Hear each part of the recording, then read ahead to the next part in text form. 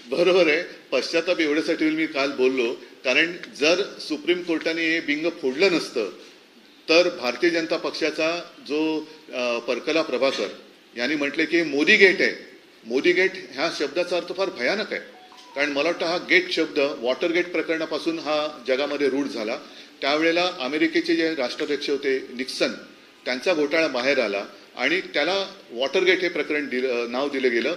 तसंच ह्या प्रभाकरजींनी, प्रभाकरच ना, त्यांनी त्यांचं म्हणजे ते माजी आपल्या अर्थमंत्री निर्मला सीतारामन यांचे यजमान ज्या मोदी सरकारमध्ये अर्थमंत्री होत्या, कदाचित त्यांच्याच काळामध्ये ही योजना आणली गेली असेल. त्याच्यामुळे परकला साहेबांना हा काय प्रकार आहे हा कळला असेल. बरोबर, त्यांनी त्याचं नाव हे मोदी गेट केलेलं आहे.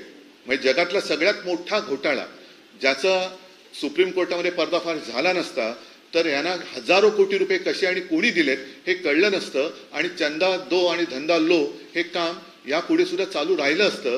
ते या निमित्ताने आता यांची सत्ता येत नाही आणि हे सगळं आता उघड झालं.